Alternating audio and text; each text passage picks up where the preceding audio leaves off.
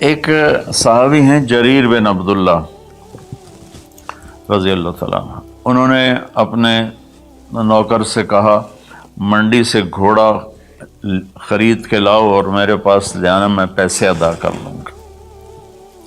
تو وہ منڈی گیا اور 300 میں گھوڑا کی رقم طے کر کے لے کر آیا اور کہا حضرت 300 میں خریدا ہے، آپ پیمنٹ کر دیں۔ جریر بن عبداللہ یمن کے شاہی خاندان سے تھے، انہوں نے وہ نسلوں کو پہچانتے تھے گھوڑے کی، انہوں نے ایسے دیکھا تو گھوڑا قیمتی تھا، مالک مکان کو، مالک گھوڑے کو بھی پتہ نہیں تھا، لیکن کسی کو دھوکہ نہیں دینا، یہ میرے نبی کا فرمان ان کے اندر گونج رہا تھا۔ کہنے لگے میرے بھائی میں آپ کے گھوڑے کے 300 کر دوں؟ وہ بڑا حیران ہوا، بھی کبھی خریدنے والا بھی قیمت بڑھاتا ہے۔ وہ تو کہتا جی 2-4 روپے اور گھٹ کرو، وہ کہتا جی ساڑی اتنی خرید ہی کوئی نہیں، یہ روزانہ کا جھوٹ ہے۔ تو انہوں نے کہا جی کر دو، پھر کہا 400 کر دوں، کہا جی کر دو، کہا 500 کر دوں، 600 کر دوں۔ وہ بیچارہ پریشان ہو گیا کہ لگتا ہے میرا مذاق ہو رہا ہے۔ جب انہوں نے کہا 800 کر دوں، کہنے لگا حضور میں تو 300 تو بھی راضی ہوں، تسی پتہ نہیں 500 کیڑی گل دا بتایا، میں نے جی منظور ہے تسی 800 کر دو۔ تو آپ نے خادم سے فرمایا اس کو 800 دے دو اور گھوڑا باندھ دو۔ وہ تو پٹھیاں چھالاں ماردا ہوا نکلیا، لبے میرے تو کم بن گئے، سر کڑائی تے پنجے کے ہوئے چ۔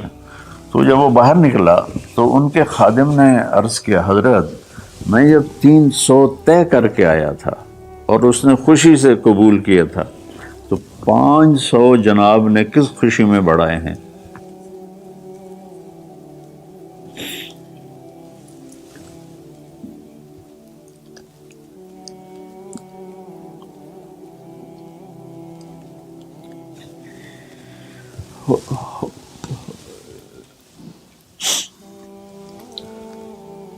تو آپ نے فرمایا کہ میرے دوست اس کا گھوڑا 300 کا نہیں تھا، 800 کا تھا، اسے اپنے گھوڑے کی قیمت کا خود بھی پتہ نہیں تھا، تو میں 300 میں لیتا تو یہ دھوکہ ہوتا، اور میں نے اپنے نبی کے ہاتھوں میں ہاتھ دے کر عہد کیا تھا، میرے نبی نے مجھ سے فرمایا تھا جریر زندگی بھر کسی کو دھوکہ نہ دینا، سب کی خیر خواہی چاہنا۔ دوسری صفت میرے نبی نے فرمایا حفظ و امانت، کسی کو دھوکہ نہ دینا۔ کتنے لوگ لٹ گئے دھوکے بازوں کے ہاتھوں، گھر بک گئے، بچیوں کے زیور بک گئے، جعلی کاغذات بنا کر مکانوں پہ قبضہ ہے، زمینوں پہ قبضہ ہے، اور عدالتوں میں سٹے لے کر۔ دوسری صفت میرے نبی نے فرمایا حفظ و امانت ہے، آپ نے فرمایا یتب المومن علی الخصال کلہا الا الکذب والخیانہ، کہ میرا امتی ہر گناہ کر سکتا ہے، 2 کبھی نہیں کرے گا، ایک دھوکہ کبھی نہیں دے گا، ایک جھوٹ کبھی نہیں بولے گا۔ تو آج رمضان کے مبارک مہینے میں 2 باتیں طے کر رہے ہیں، جھوٹ نہیں بولنا ہے، فراڈ نہیں کرنا ہے، دھوکہ نہیں دینا ہے، دیانتداری سے کام کرنا ہے، چاہے تاجر ہے، بزنس مین ہے، ریڑھی والا ہے، ٹانگے والا ہے، جہاز والا ہے، نیچے سے لے کر اوپر کی سطح تک ہر جگہ دھوکہ دینے کے موقع ہوتے ہیں، یہ کام نہیں کرنا، دیانتداری سے کام کرنا۔ تیسرا فرمایا حسن و خلیقت، اپنے اخلاق اچھے کرنا، اپنے بول کو میٹھا کرنا۔ میرے نبی نے فرمایا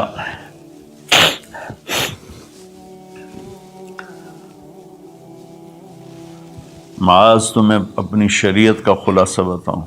ان کا یا رسول اللہ فرمائیں۔ تو آپ ذرا میری اس سچویشن کو غور سے دیکھنا، آپ نے یوں نہیں پکڑا، آپ نے یوں پکڑا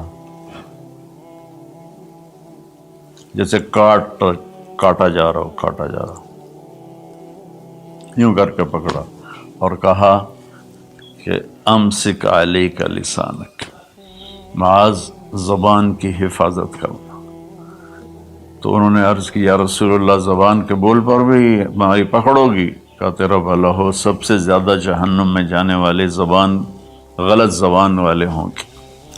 تو ہم نے اپنے بچپن میں دیکھا اتنا خاندان آپس میں جڑا ہوا تھا کہ ان میں سے سوئی نہیں گزرتی تھی، بڑے چھوٹوں کے آگے، چھوٹے بڑوں کے آگے۔ ایک عجیب ماحول بچپن میں دیکھا ہے 60 کی دہائی میں۔ تو پھر جب زبانیں تند و تیز ہوتی گئیں، تربیت ختم ہوتی گئی، خاندان بکھر گئے، والدین ماں باپ میں فاصلے پیدا ہو گئے، بھائی بہنوں میں فاصلے پیدا ہو گئے، قریبی اور دور کے رشتوں میں فاصلے پیدا ہو گئے، خاندان ٹوٹ گئے۔ تو میری گزارش ہے کہ اپنے اخلاق اچھے اخلاق کی انتہا حیا ہے۔ حیا اچھے اخلاق کا سب سے اوپر والا درجہ ہے۔ حیا وہ حضرت عثمان رضی اللہ تعالیٰ عنہ، حضرت ابوبکر تشریف لائے، ہمارے نبی یوں کر کے بیٹھے تھے، یوں، یہ پنڈلی جو ہے نا ننگی تھی، تو ابوبکر تشریف لائے، باہر سے آواز دی کہ جی آ جاؤں، تو آپ نے کہا آ جاؤ، اب اسی طرح بیٹھے رہے۔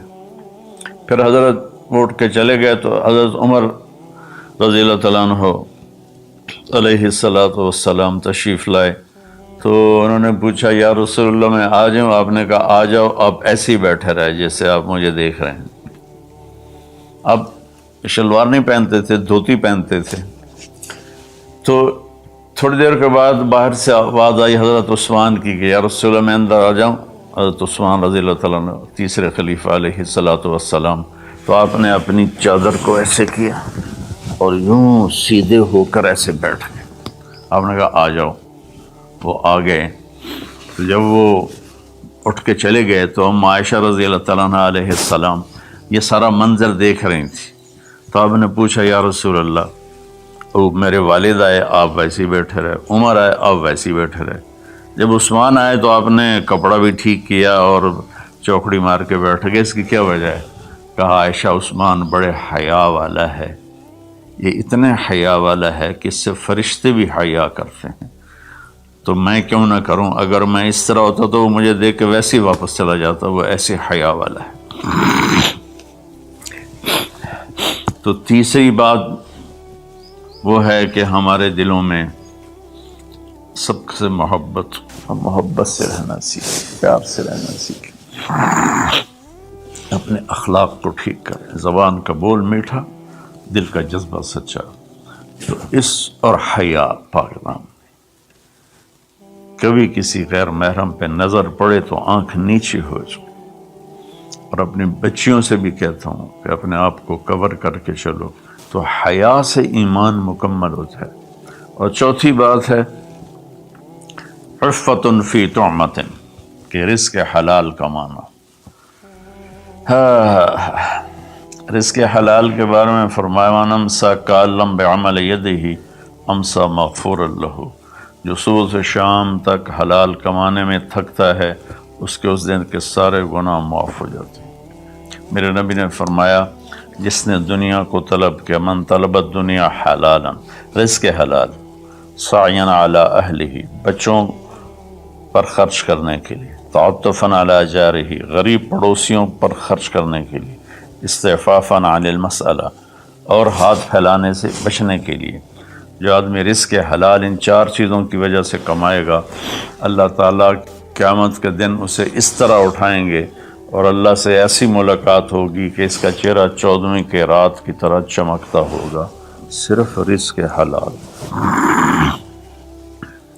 کئی گناہ ایسے ہیں جو عبادت سے معاف نہیں ہوتے، وہ رزق حلال میں تھکنے سے معاف ہوتے ہیں۔